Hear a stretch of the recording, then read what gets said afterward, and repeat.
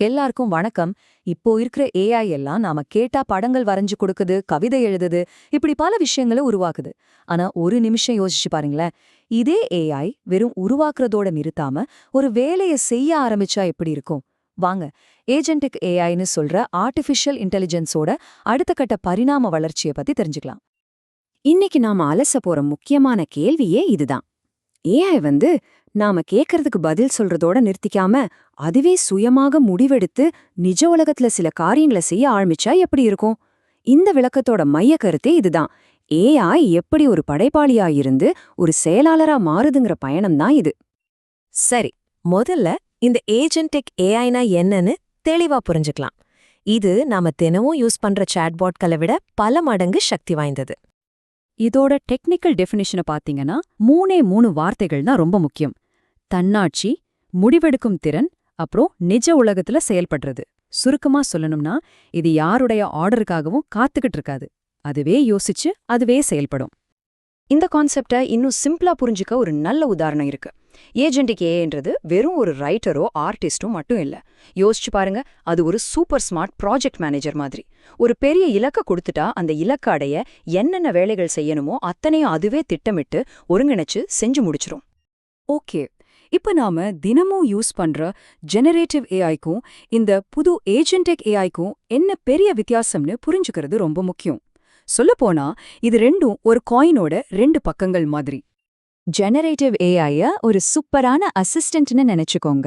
நாம என்ன கேக்குறோமோ அதுக்கு பதில் சொல்லும், ஒரு கண்டென்ட் உருவாக்கி தரும். ஆனா ஏஜென்டிக் ஏஐ அப்படி இல்ல. அது ஒரு தனி ஆக்டர் மாதிரி. அது சுத்தி என்ன நடக்குதுன்னு புரிஞ்சுக்கிட்டு அதுக்கு ஒரு பிளான் போட்டு அந்த இலக்கை அடையிற வரைக்கும் தொடர்ந்து வேலை செஞ்சுக்கிட்டே இருக்கும். ஒன்னு பதில் சொல்லுது, இன்னொன்னு செயலாற்றுது. இதுதான் வித்தியாசம். அப்படி என்ன மேஜிக் இதுல நடக்குது? எப்படி இது வேலை செய்யுதுன்னு பார்க்கலாம் வாங்க. ஏஜென்டிக் ஏஐயோட செயல்பாட்டை நாம ஒரு சிம்பிளான 4 ஸ்டெப் கொண்ட ஒரு தொடர்ச்சியான சுழற்சியா பிரிக்கலாம். அது என்னன்னு இப்ப பார்க்கலாம். இந்த முழு ப்ராசஸும் 4 ஸ்டெப்ல நடக்குது. உணர்தல், பகுத்தறிதல், செயல்படுதல், அப்புறம் கத்துக்கிறது. முதல்ல சென்சார்கள் மூலமாவோ அல்லது டேட்டாபேஸ் மூலமாவோ சுத்தி என்ன நடக்குதுன்னு எல்லா தகவல்களையும் சேகரிக்கும். ரெண்டாவதா ஒரு எல்எல்எம் அதோட மூளையா யூஸ் பண்ணி என்ன செய்யணும், எப்படி செய்யணும்னு ஒரு டீடைல் பிளானை உருவாக்கும். மூணாவதா மத்த சாஃப்ட்வேர் கூடெல்லாம் கனெக்ட் பண்ணி அந்த பிளானை செயல்படுத்தும். கடைசியா ரொம்ப முக்கியமா செஞ்ச ஒவ்வொரு வேலையிலிருந்தும் அதுவே கத்துக்கிட்டு அடுத்த தடவை இன்னும் பெட்டரா செய்யும். இது ஒரு முடிவே இல்லாத லேர்னிங் சைக்கிள் மாதிரி. சரி, தியரி எல்லாம் போதும். நிஜத்துல இந்த டெக்னாலஜி எங்கெல்லாம் ஒரு பெரிய மாற்றத்தை கொண்டு வருதுன்னு பாப்போமா? இது ஏற்கனவே பல துறைகள்ல அதோட தாக்கத்தை காட்ட ஆரம்பிச்சிடுச்சு. முதல்ல நம்ம ஆஃபீஸ் வேலைகளை இது எப்படி ஹெல்ப் பண்ணுன்னு பார்க்கலாம். உதாரணத்துக்கு ஐடி டிபார்ட்மெண்ட்ல ஒரு சின்ன பிரச்சனை பெருசா ஆகிறதுக்கு முன்னாடியே இதுவே அதை கண்டுபிடிச்சு சரி பண்ணிடும். ஹெச்ஆர் டிபார்ட்மெண்ட்லயா ஆயிரக்கணக்கான ரெஸ்யூம்ஸ்களை பார்த்து சரியான ஆளை தேர்ந்தெடுத்து இன்டர்வியூக்களை கூட அதுவே ஷெட்யூல் பண்ணிடும். ஃபைனான்ஸ்ல எக்ஸ்பென்ஸ் ரிப்போர்ட்ஸ்ல இருந்து மோசடிகளை கண்டுபிடிக்கிற வரைக்கும் எல்லாத்தையும் பார்த்துக்கும். இதனால மனுஷங்க முக்கியமான யோசிக்க வேண்டிய வேலைகள்ல கவனம் செலுத்த முடியும். இப்போ இன்னும் கொஞ்சம் சீரியஸான ரொம்ப முக்கியமான ஒரு ஃபீல்டுக்கு போலாம். Cyber security. இங்கதான் தன்னிச்சையா செயல்படுறதோட உண்மையான பவர் என்னன்னு நமக்கு தெளிவா புரியும். சைபர் செக்யூரிட்டில இதோட பங்கு ரொம்பவே இன்ட்ரெஸ்டிங்கா இருக்கு. ஒரு வைரஸ் அட்டாக் வந்தா இது வெறும் அலர்ட் மட்டும் கொடுக்காது. உடனே அந்த பாதிக்கப்பட்ட கம்ப்யூட்டரை நெட்வொர்க்ல இருந்து அதுவே கட் பண்ணிடும்.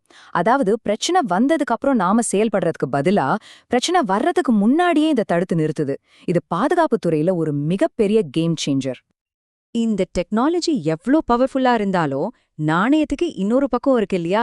அதோட சவால்களையும் நாம கண்டிப்பா பேசி ஆகணும்.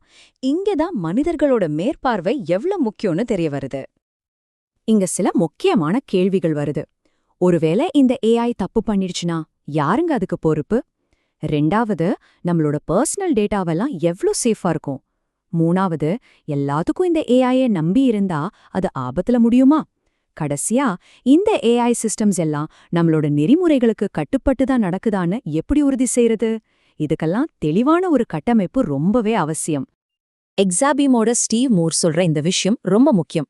ஒரு சிஸ்டம் எவ்வளவுதான் ஆட்டோமேட்டிக்கா வேலை செஞ்சாலும் அவசரத்துக்கு நாம தலையிட்டு அதை நிறுத்தவோ சரி செய்யவோ ஒரு வழி கண்டிப்பா இருக்கணும். சுருக்கமா சொன்னா கடைசி கண்ட்ரோல் நம்ம கையில தான் இருக்கணும். கடைசியா இந்த ஒரு கேள்வியோட நான் முடிச்சுக்கிறேன்.